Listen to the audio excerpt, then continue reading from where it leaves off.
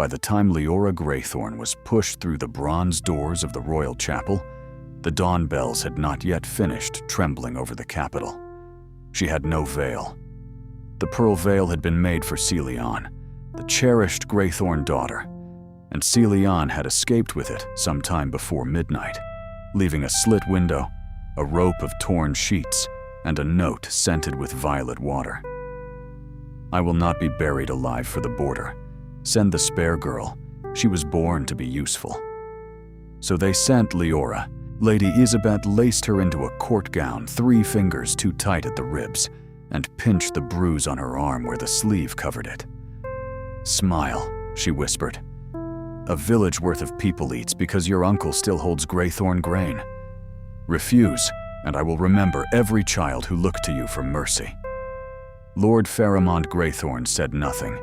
He only carried the northern marriage decree in one hand and the family debt list in the other. Liora had lived in his house as a dependent cousin, useful in accounts, invisible at dinners, good enough to copy ledgers, but never good enough to sit near the fire. Now the treaty demanded a bride of Greythorn blood for the crown prince of Orenfall, and the beautiful bride had run. Prince Evander Solmir stood at the altar like winter given a human shape. His uniform was dark blue, his gloves black, his face unreadable beneath hair the color of midnight. Courtiers filled the chapel in shocked rows, murmuring beneath painted saints. No one had expected the spare girl. No one bothered hiding that they were disappointed. The archbishop's mouth tightened when Liora came near. "This is not Lady Celion Greythorn." The prince answered, "No." His voice was low, even, mercilessly calm. Lady Isabet's fingers dug into Leora's back. "Her mother was a Greythorn by birth. The blood requirement is fulfilled." The archbishop looked to the prince. "Your Highness, the treaty permits a postponement, while the council examines." "No," Evander said again. A small silence spread from the altar, clean and sharp. Evander's eyes rested on Leora's face. They were gray, not soft gray, but the color of ice above deep water. His gaze dropped for less than a heartbeat to the old white scar near the base of her thumb. Then he said, "Proceed." Proceed, as if she were a document, as if her life had been placed among petitions and stamped without reading. Liora lifted her chin because pride was the only garment that fit. A noblewoman whispered that at least the prince had experience with funerals because this wedding looked like one. The vow book opened. Liora laid her scarred hand upon it, and Evander's gloved hand closed over hers. It was not tender. It was legal, witnessed, and inescapable. "I bind myself to this woman before crown, law, and winter," he said. "Let no courtier mistake her place." Liora repeated the oath with a steady tongue, though inside her something small and frightened beat against its cage. When the archbishop declared them married, no choir sang. The only music was sleet against the high windows. Evander released her hand at once. He did not kiss her. He did not smile. He turned to face the court, and everyone bowed because the cold prince had chosen to make humiliation into law. The palace received her with polished cruelty. Servants opened doors and looked through her. Ladies sank into curtsies so shallow they measured insult rather than respect. Her rooms were beautiful in the way untouched snow was beautiful. White walls, silver mirrors, a bed too large for sleep, and windows facing the old execution square. On the dressing table lay mourning stationery and a note written in a hand as exact as a blade. "The princess will be presented at council at noon. Until then, she may rest." "No signature?" Liora laughed once, quietly, because rest was what powerful people offered after taking everything. She removed Celion's pearls and set them in their velvet box. Red marks circled her throat where they had bitten. Her own trunk stood near the wardrobe. reduced to what the Greythorns considered harmless.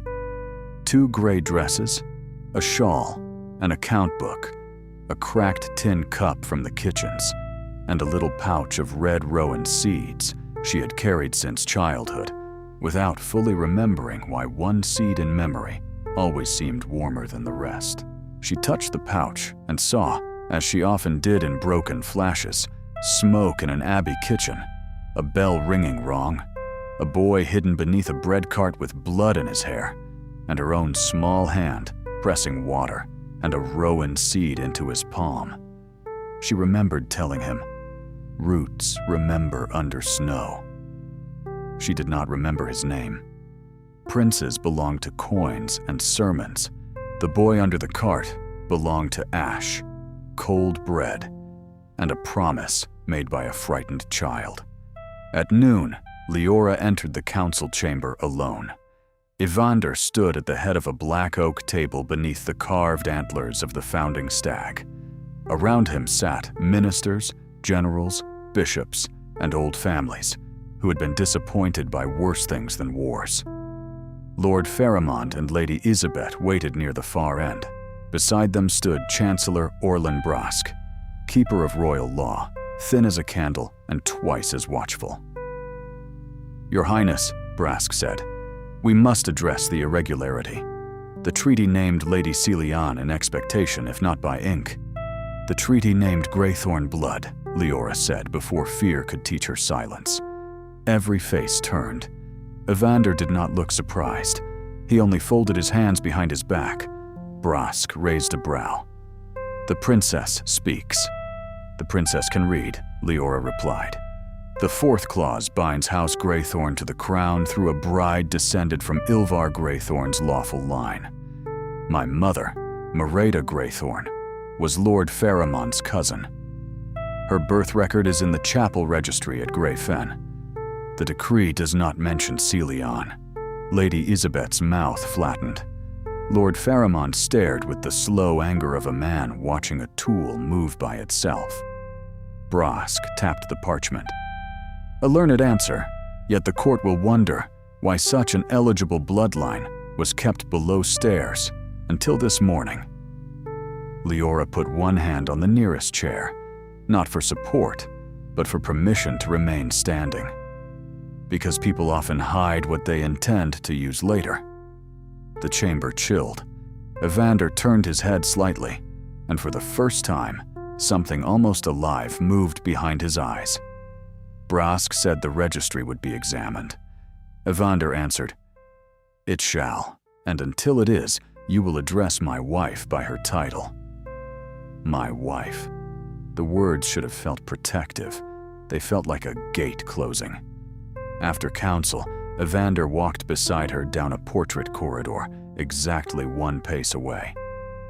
"You should not answer Brask quickly, unless you know what he wants. He wanted me mute. He wanted you reckless. Then he was disappointed twice."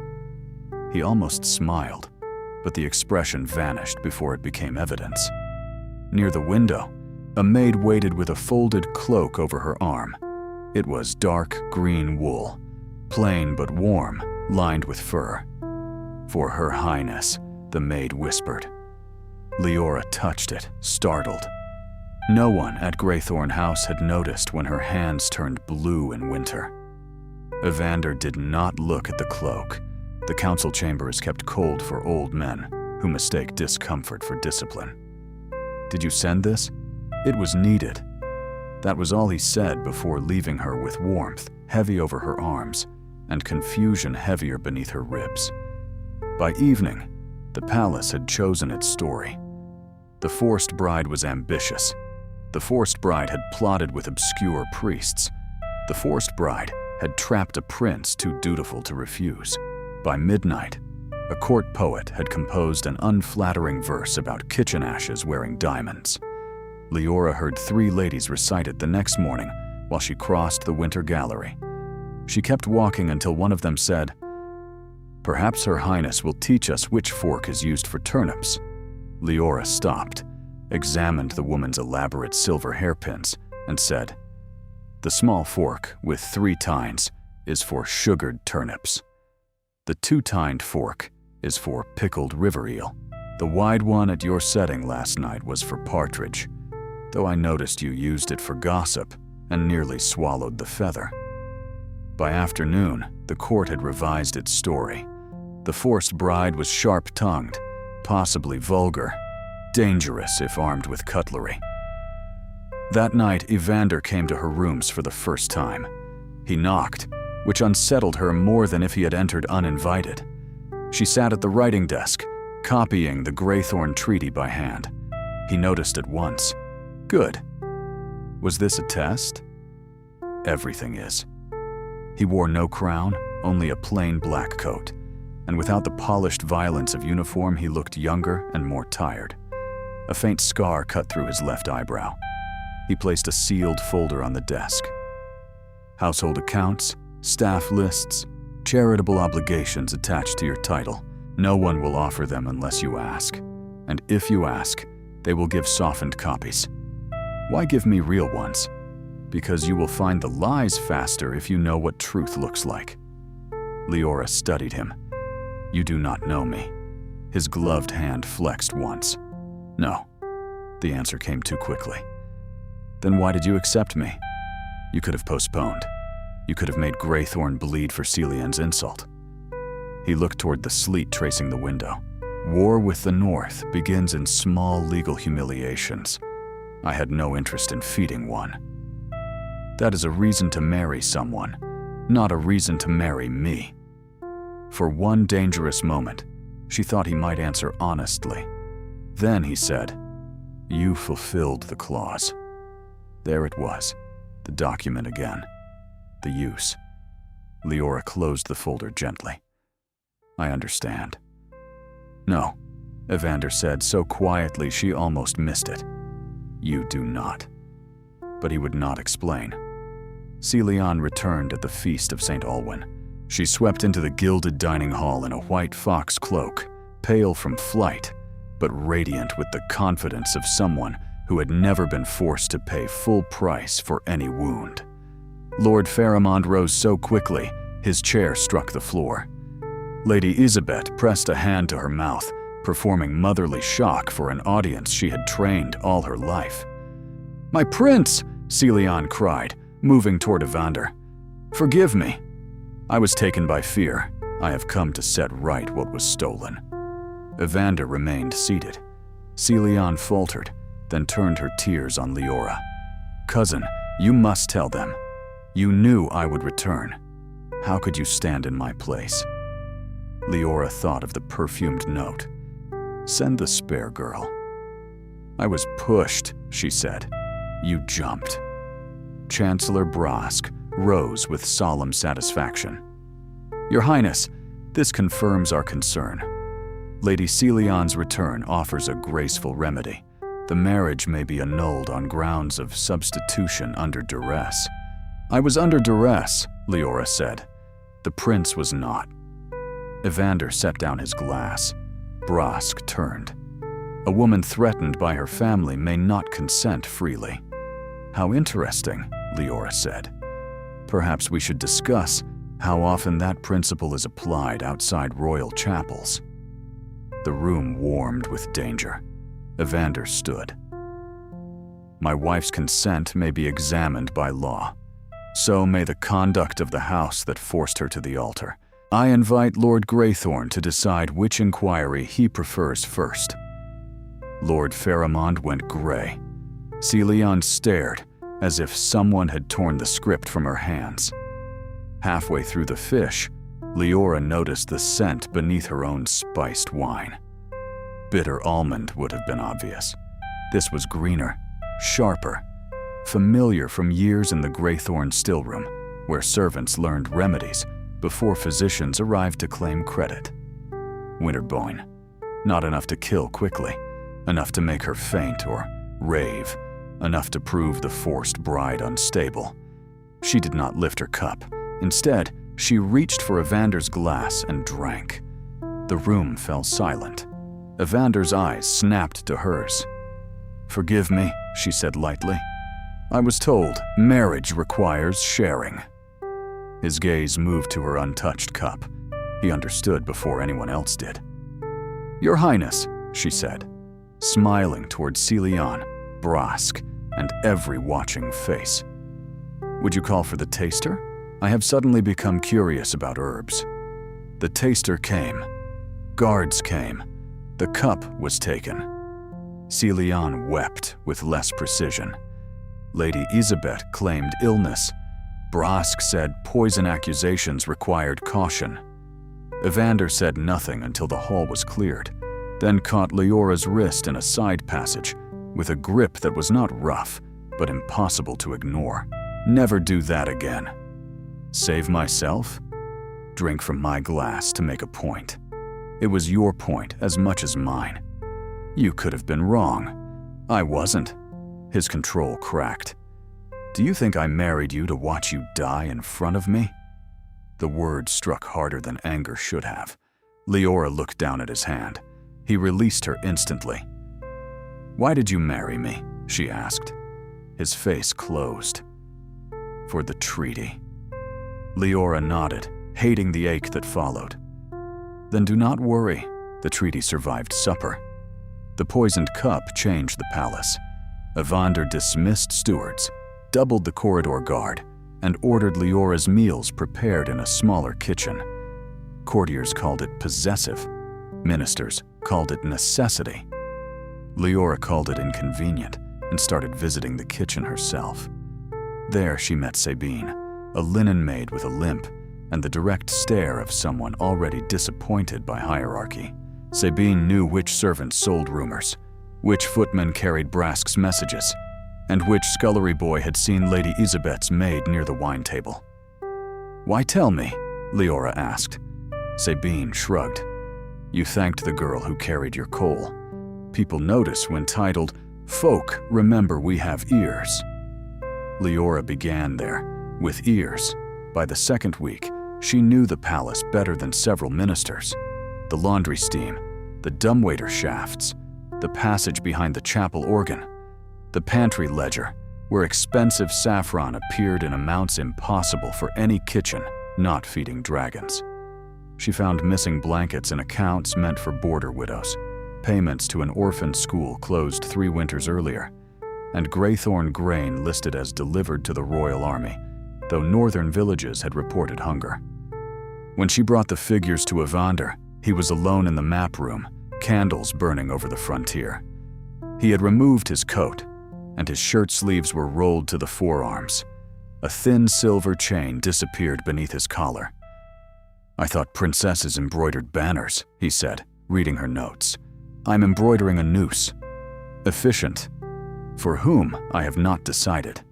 He spread her pages beside military reports.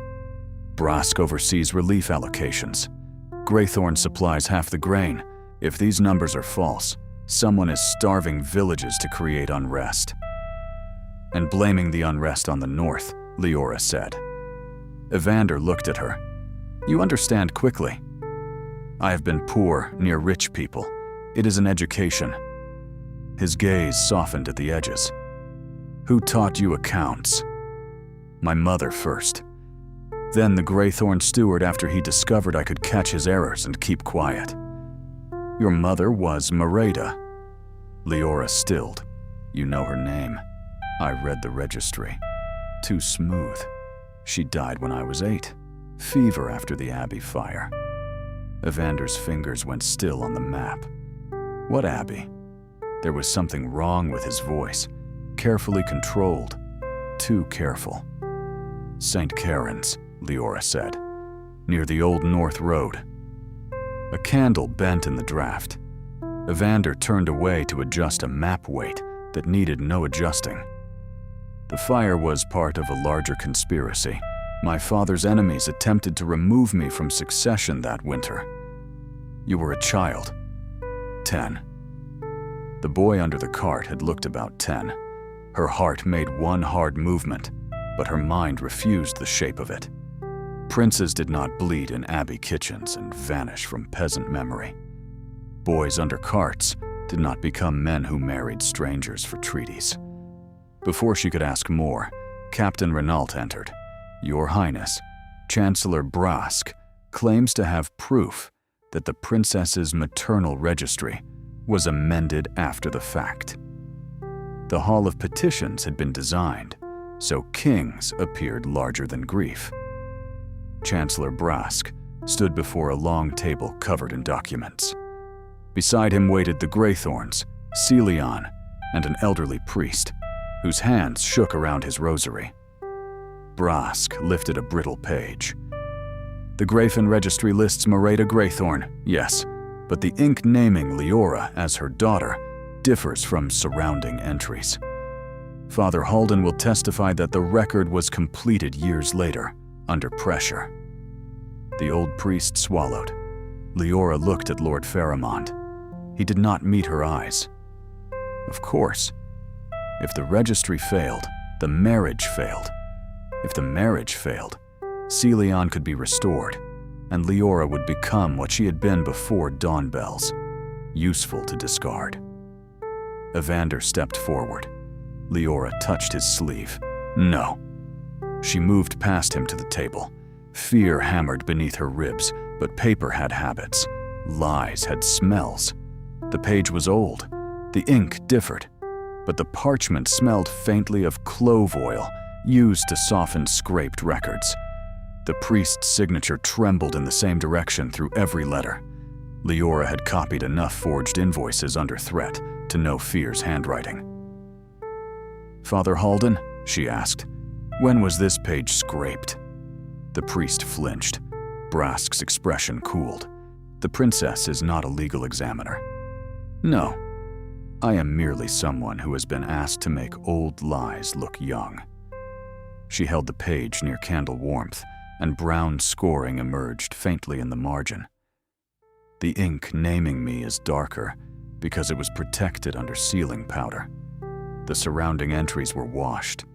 Someone altered the page to make my line appear inserted.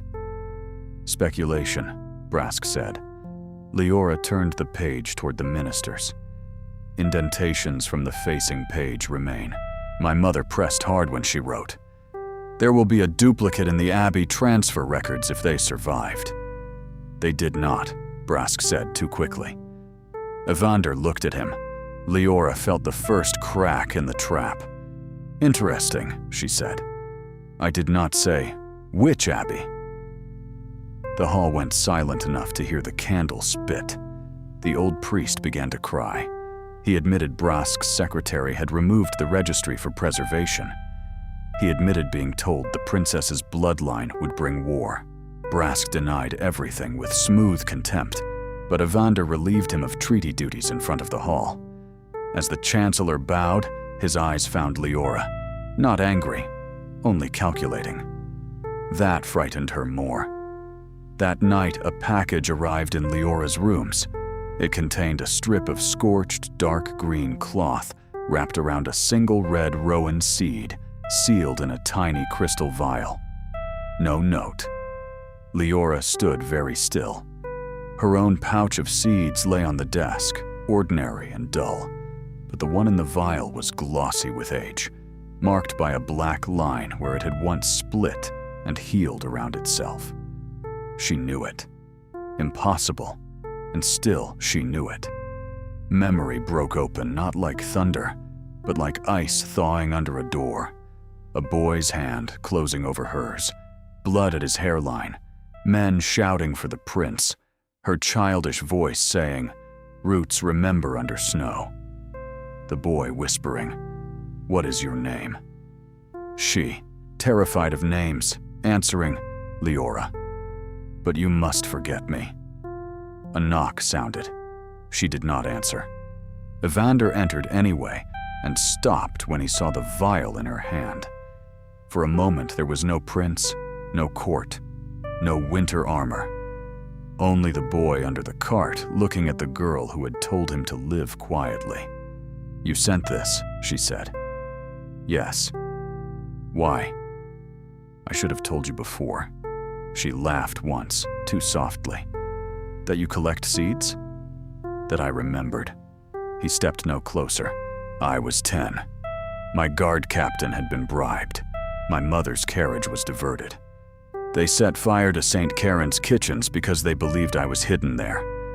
A little girl pulled me under a bread cart, pressed a cup into my hands, and lied to soldiers with smoke in her hair. Leora's throat closed. You knew at the chapel? I suspected when I saw the scar. And you said nothing? I had enemies in the room. You married me because of a childhood debt. No. Then pity. No. Then why? Her voice broke, and she hated that more than any insult. Why let me think I was a Klaus? His control failed, and what stood beneath it was fear, sharpened by years. Because everyone I love becomes a route to the throne. My mother died trying to protect me. My first nurse disappeared. My tutor was hanged after refusing to alter my letters. At St. Karen's, they burned a kitchen full of children because they thought I was there. I learned very young that affection is a map enemies read. So you made yourself unreadable, she said. I made myself useful and cold enough that no one could tell what mattered. And did that save anyone? The question hit him. He looked away. No. The honesty hurt worse than evasion. I did not marry you only because of the past, he said.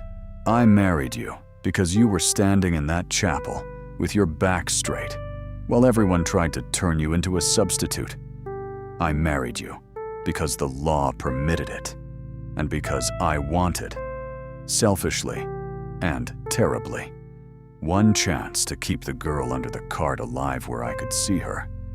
Silence filled the room. Liora thought of every cold instruction, every careful distance, every cloak sent without admission. Love, if that was what he named it, had arrived disguised as strategy and locked doors. You never asked what I wanted, she said. His face tightened. No. You made my life part of your fear. Yes. The word had no defense in it. He withdrew a folded paper from his coat. A separation writ, signed by me. If you wish to leave the palace, I will secure your title until the inquiry ends and provide an estate in your own name. You may choose annulment later without contest. I will not let Graythorn reclaim you. It should have comforted her. It felt like another door built by his hands. You decide how I stay. You decide how I go. Pain crossed his face, quick and controlled. Then tell me what to do. The cold prince, asking that plainly, without pride, was the first gift he had given her that could not be mistaken for strategy. You will stop placing guards where I cannot see them, Liora said.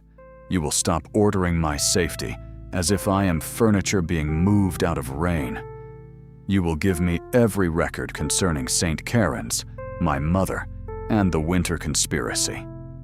You will let me attend every inquiry where my name is spoken. And you will never again use silence and call it protection. Evander listened as if every word were law. Agreed. That is not enough. What else? She pointed to the writ. You will keep that paper, not to threaten me with freedom when honesty becomes difficult. To remind yourself that love is not proven by building exits in secret. A faint, broken breath left him. Agreed. She looked at the vial. And you will tell me what name you used to remember me. His eyes lifted. Little Rowan, he said. Because I never knew if Liora was real or fever. Against her will, something in her softened. I hated Rowan porridge as a child. A startled sound escaped him, not quite laughter, but close enough that the room changed temperature. Their marriage did not become gentle after that. Nothing in the palace allowed gentleness to survive without discipline. Brask moved from law to rumor. Pamphlets appeared in the capital showing Liora with ash-black hands reaching for a crown. Northern envoys received anonymous letters claiming the prince had married a false-blooded kitchen girl to insult them. Graythorn wagons failed to arrive in 2 hungry border towns, and riots broke out exactly where relief records claimed abundance. Liora asked Evander for horses and a seal. He said, "Take Captain Renault." She said, I asked for horses and a seal. He closed his mouth. 3 hours later, she rode north in a plain cloak with Sabine beside her, 2 visible guards, and 3 more only after Evander warned her where they would be, and she permitted it. Consent, she discovered, made even protection feel less like a cage. The border village of Merriwick had children with swollen fingers, a mill wheel frozen in place, and a schoolroom where the teacher burned broken chairs for heat. The royal ledger showed 300 sacks of Greythorn barley delivered. The storehouse contained 9 sacks, 2 spoiled. Liora worked until her hands cramped, matching signatures, dates, wagon marks. Sabine found a boy who had watched grain wagons turn south at the old quarry road. A carter admitted, after Liora promised protection for his family, that Brask's men had ordered deliveries to a private storehouse under a false military seal. I was brought up in a house where silence was fed to people until they forgot it was not bread, Liora told him. Tell me where the grain went, and I will put the crown between you and whoever taught you to be afraid. The carter wept before he spoke. When Liora returned to the capital with wagon logs, witness marks, and frostbite on 2 fingers, Evander waited in the stable yard. Not in the receiving hall, not with courtiers. In the stable yard, beside a pot wrapped in towels and 2 bowls of soup set on an overturned crate. His eyes went at once to her bandaged hand. I know, she said before he could speak. I should have worn thicker gloves. I was going to say the kitchens kept soup hot. She blinked. They ate in the stable office beside a cracked stove while snow tapped the shutters. Evander listened as she laid out the grain scheme. He did not interrupt or praise her like a child bringing embroidery.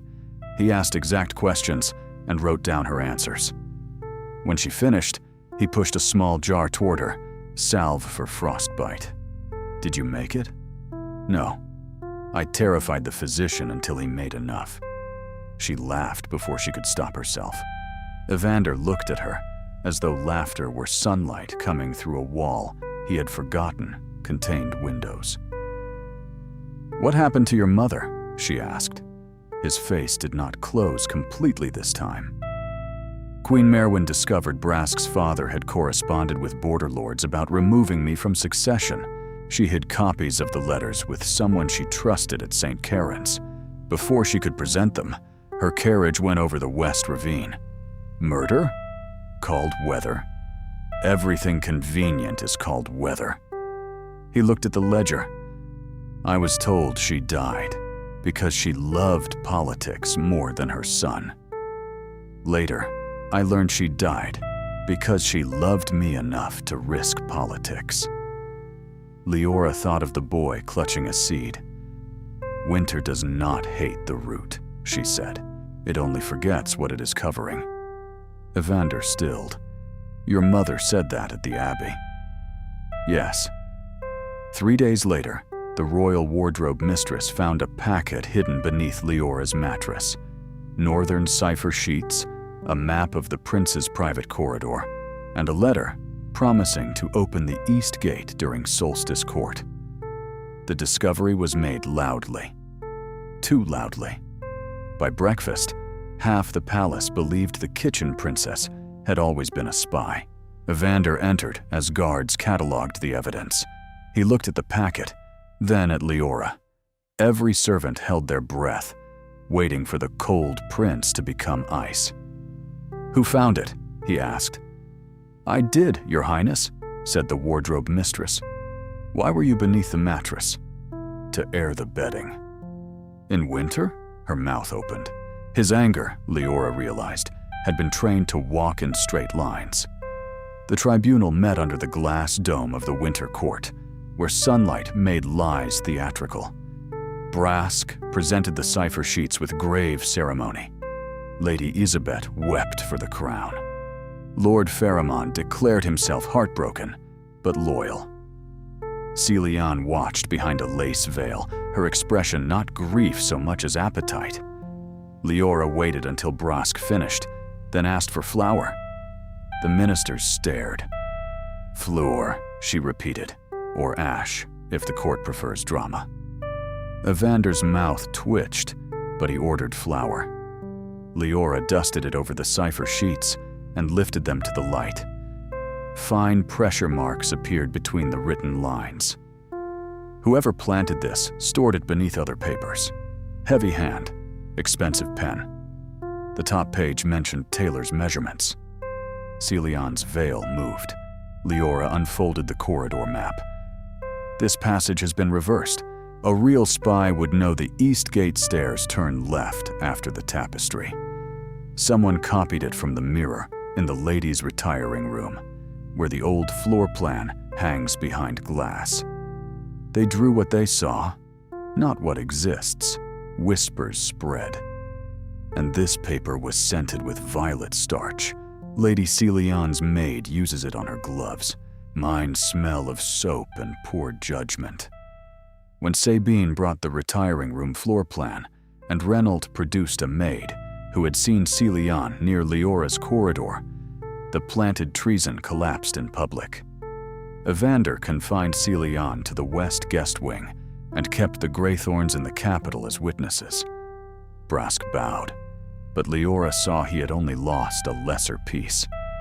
That night, Evander found her in the old chapel, where anger needed stone around it. "You were brilliant," he said from the doorway. "No, I was practiced." He came only as far as the first pew. At forgery? At surviving people who leave traps and call them family.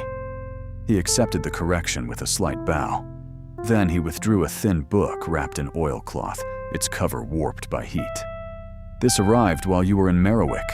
No messenger name. One word. Karen." Inside were fragments of an abbey inventory. Liora knew one hand from the recipe page her mother had left, folded inside the tin cup. Mereda Greythorn had recorded linens, medicines, lamp oil. Then one line that made Liora stop breathing. 2 packets sealed beneath the winter bell casing by order of Queen Merwin.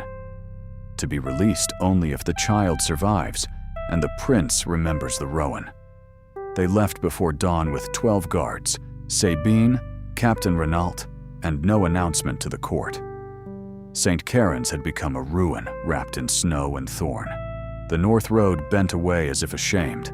Black stones jutted from the hill, and the bell tower leaned but stood, its roof open to the sky. Liora dismounted at the kitchen yard and was 7 again.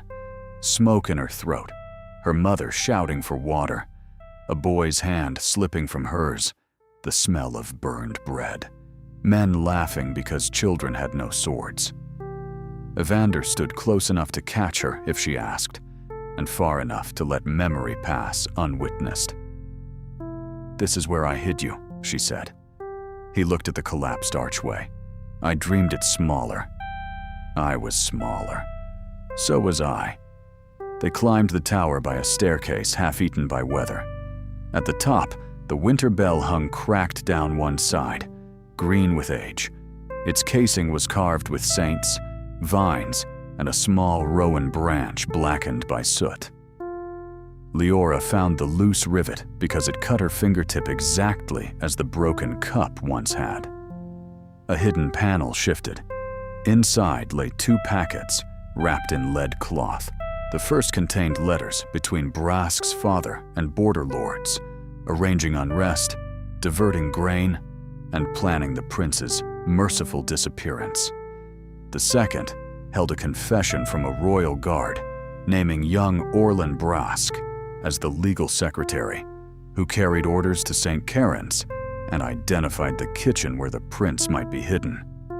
Evander read while snow fell through the broken roof. My mother knew, and mine hid the proof. Your mother saved the kingdom. Liora touched Mereda's note. She saved a packet and a bell, and no one saved her. A shout rose below, Renault's voice, steel drawn.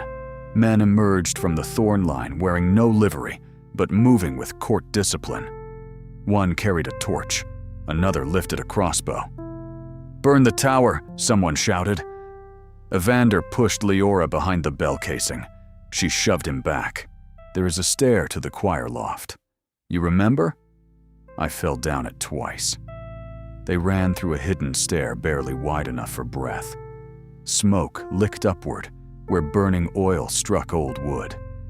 At the choir loft, Liora jumped first, landed badly, and swallowed pain. Evander followed, catching her elbow only after she reached for him. Outside, Renault's guards fought Brask's men. Sabine, magnificent and furious, stood over the horses with a fallen attacker's knife. An archer on the wall lifted his bow toward Evander. Liora saw the motion before thought formed. She seized the cracked tin cup from her saddle pouch and threw it with all the strength terror gave her. The cup struck the archer's temple. His arrow flew wide. Evander stared at the cup in the snow.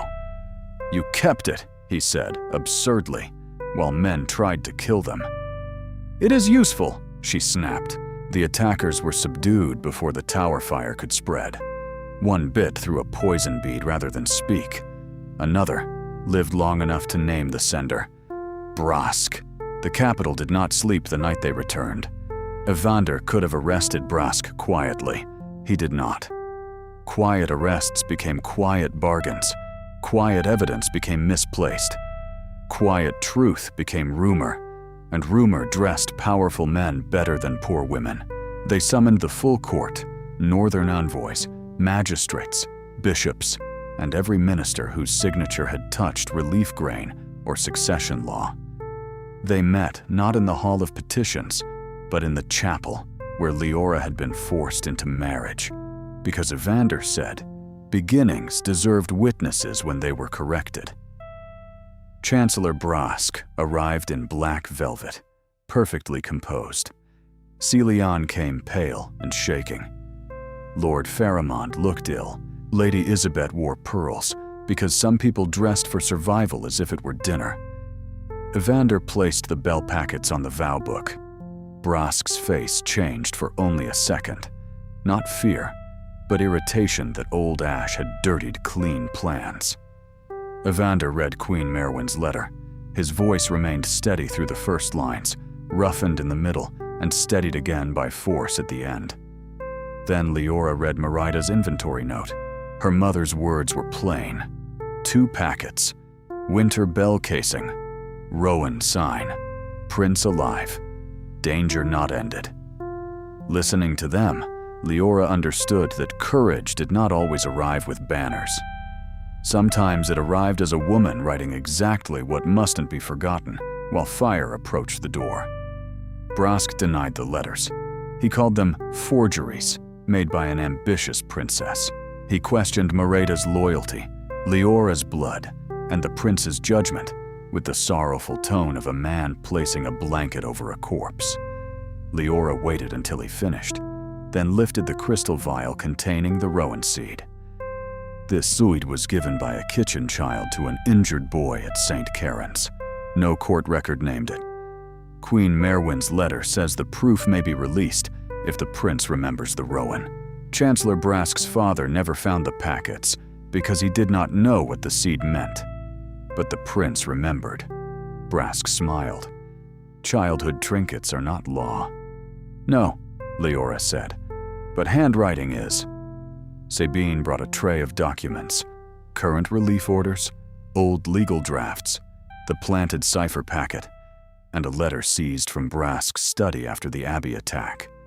Liora had spent the ride back comparing loops by lantern light until her eyes burned. Your hand changed with age, she said, but not your habit of breaking the lower tail of the letter G when you write quickly. You wrote the order identifying St. Karen's kitchen. You also wrote recent orders, diverting grain from Merriwick. You wrote the instruction for my room to be searched after Celion's maid planted the cipher packet, and because vanity is stronger than caution, you corrected a clerk's spelling on the warehouse seal in your own hand. A magistrate leaned over the tray. Brask's smile held, but his skin looked waxen.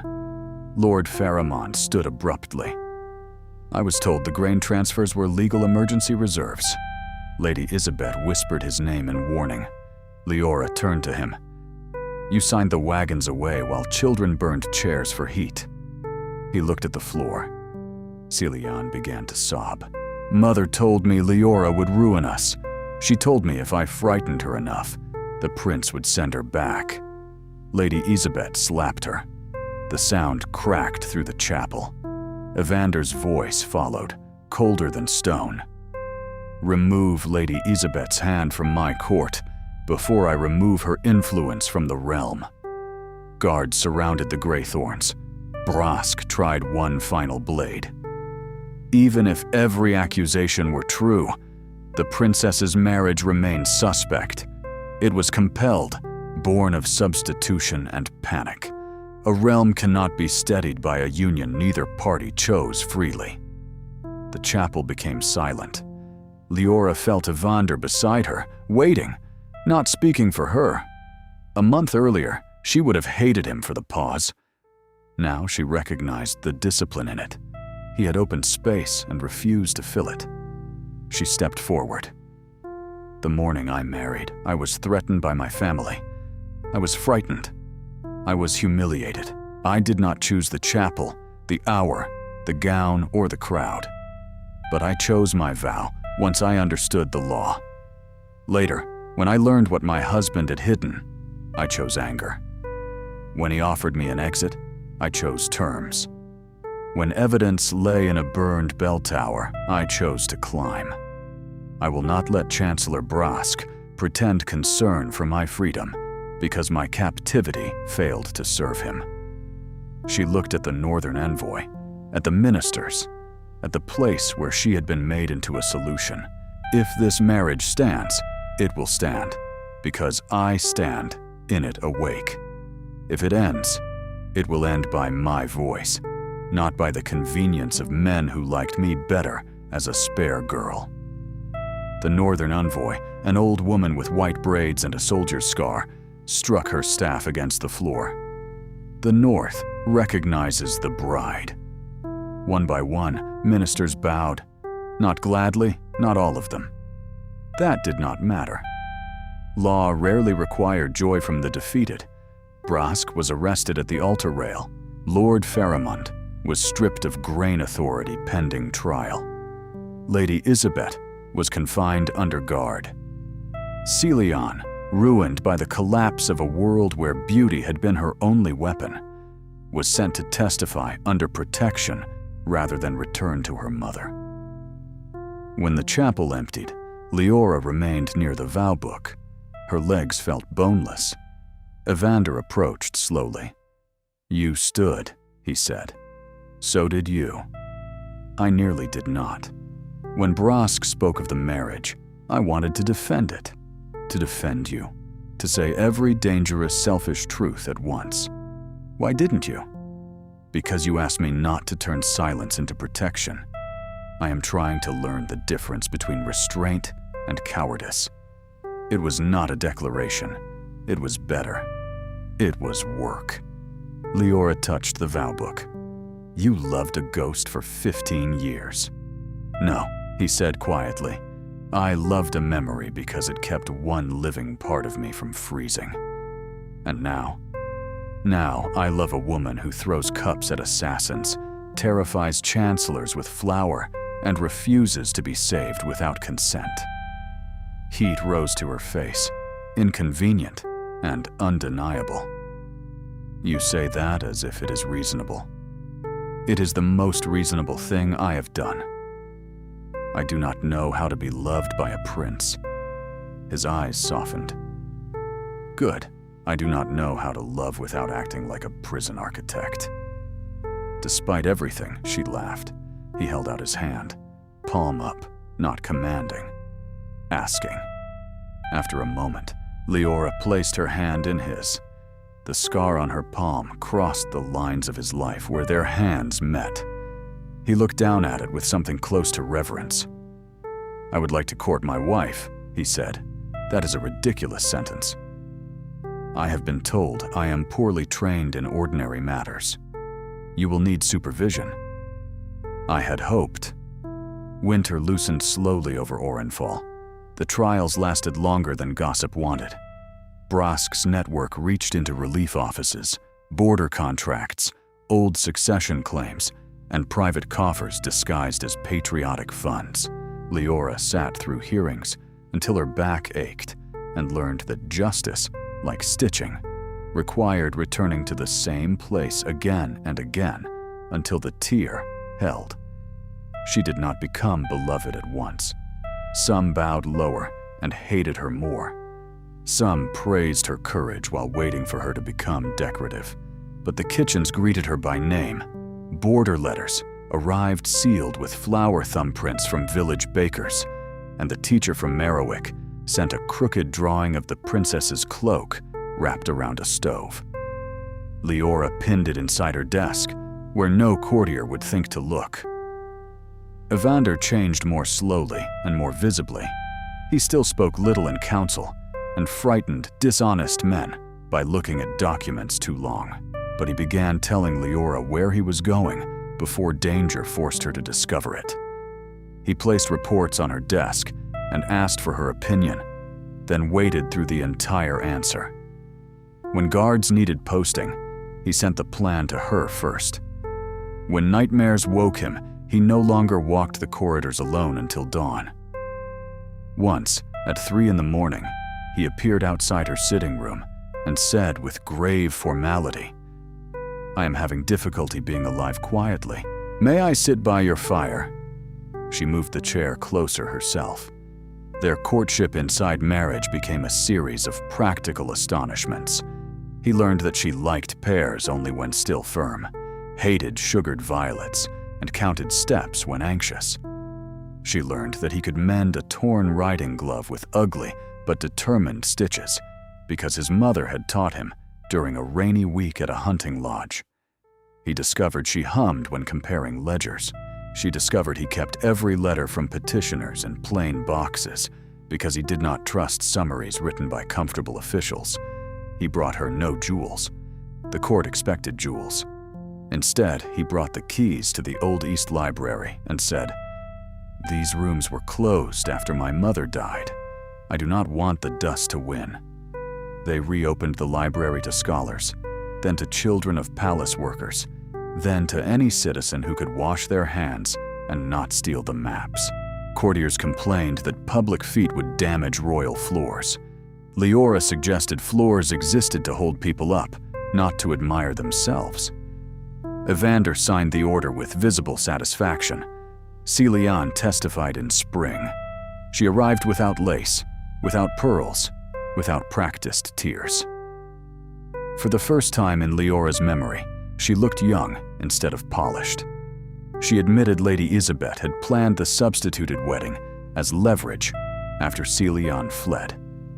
She admitted the planted cipher. She admitted letters passed between Greythorn House and Brask. Later, in a corridor outside the magistrate's court, Celian stopped Liora. "I did hate you," she said.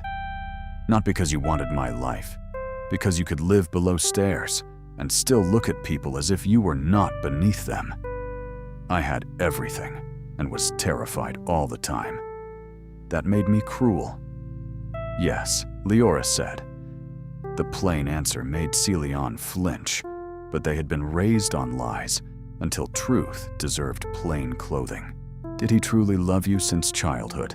Celian asked. Liora looked through the window, where Evander stood in the courtyard sunlight, severe and patient, and unaware that the weather had softened around him. "He loved the child who saved him," she said. "He is learning the woman." The first anniversary of their forced wedding arrived with rain instead of sleet. Orenfall's court expected a grand banquet marking stability after the Brask trials. Liora refused. Evander, who had grown very good at allowing refusal to be complete, asked what she wanted instead. She wanted to return to St. Karen's. They rode north with no banners. The abbey ruin had been cleared of char, its tower braced by new stone. It was not restored into prettiness. Liora insisted some scars remain visible because buildings, like people, should not be forced to lie about surviving. The winter bell, cracked but cleaned, hung in a wooden frame beside the new schoolhouse built where the kitchens had once stood. Children ran between foundation stones. A rowan sapling, thin but stubborn, had been planted at the gate. The village gathered not for royalty, but for the opening of the Merwin and Mereda House, a refuge for children displaced by border politics and noble greed. There were no chandeliers, no pearls, no perfumed notes, just bread, wet wool, smoke from good fires, and people who understood that warmth was not an ornament. Evander spoke of his mother. He did not speak long or make grief useful. He simply said, Queen Merwin had tried to protect a future she would not see, and that a kingdom was measured by whether it protected children no one could use. Liora spoke of her mother's inventory note, of careful hands, of women who wrote truth in margins because men with seals controlled the center of the page. As the children listened with crumbs on their sleeves, something inside her finally unclenched. After the ceremony, rain softened to mist. Sabine carried off 3 baskets while scolding a baron for blocking the doorway. Renault pretended not to smile. Liora found Evander at the rowan sapling. He held the crystal vial. For a moment, she thought he meant to keep it always, sealed and perfect, the way people kept relics because they feared ordinary soil would change them. Instead, he opened it. The old seed slid into his palm. It may not grow, Liora said. I know. It has been sealed too long. So had I. She looked at him. Rain gathered on his lashes. Without court watching, without law needing them, without danger pressing a blade to the hour, he looked simply like a man with wet hair and a seed in his hand. I loved you badly at first, he said. From far away. Through memory. Through fear. I made an altar of a child's kindness and nearly used it to justify deciding for the woman she became. That is a terrible courtship speech. I have others. They are worse. She smiled. He held out the seed. Plant it with me. Together they knelt in the mud, the prince and the spare girl who had never been spare, and pressed the seed near the roots of the young rowan. Their hands became dirty. Liora laughed at the sight of Evander Solmer, terror of councils, with mud on his sleeve, and no idea how to repair dignity afterward. He looked at her laughter the way he always did now, as if it reached some unlit room in him. When they rose, he did not kiss her for witnesses. There were none near enough to matter. He kissed her because he wanted to, and because she stepped toward him first. That evening they returned to the palace by the old orchard road. The capital lamps glowed beyond the walls. Spring leaves shivered under rain.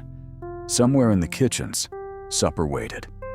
Somewhere in the council wing, petitions stacked themselves into tomorrow's work. Life, inconsiderate and persistent, continued. At the chapel doors, Liora paused.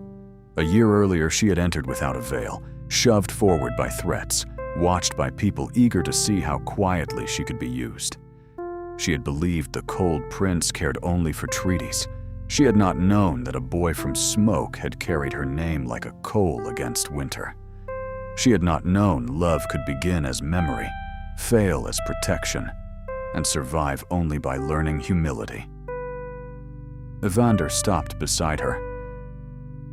"Do you want to go in?" She heard what he did not say. "We can leave. We can enter. You choose." Liora took his hand. "Yes," she said, but not to repeat anything. Inside, the chapel was empty except for candles. The vow book lay closed. No archbishop waited. No court whispered. No one had forced her gown, her hour, or her answer. Evander faced her, solemn as the day they married, and nothing like it. "I have no prepared vow," he said. That seemed dangerous. "With you, preparation is usually suspicious. Then I will be brief. Miracles continue." He breathed in, and for once did not armor the breath before letting it go. Liora Greythorn Solmere, I loved the memory of you before I knew how to love a person. I married you in fear, guarded you with silence, and mistook control for devotion. You taught me that a vow is not a wall. It is a door opened each day by the person who could leave and chooses not to. I choose you with the door open. Tears stung her eyes before she could instruct them otherwise. She looked at their joined hands, at the scar on her palm, at the faint line on his where the Rowan seed had pressed during boyhood. Evander Solmere, she said, I married you because powerful people left me no gentle road. I stayed first for truth, then for work, then because you learned to stand beside me without turning yourself into my jailer. You are still colder than necessary at breakfast. A sound suspiciously like laughter moved through him. But winter never hated the root. It was only waiting to learn what it covered. I choose you in thaw, not because you searched for the girl I was, but because you see the woman who can answer you. He lifted her hand and kissed the scar. The gesture was not ownership. It was remembrance without a cage. Outside, the rain stopped. No bells rang. No court applauded. The kingdom did not transform in a single night because two damaged people said truer vows in an empty chapel.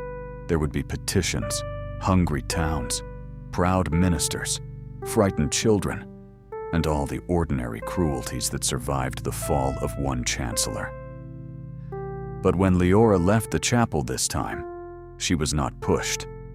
She walked out with the prince who had loved her since childhood and had finally learned to love her in the present, their hands marked with soil from the same stubborn seed, while morning, patient and pale, gathered beyond the palace glass.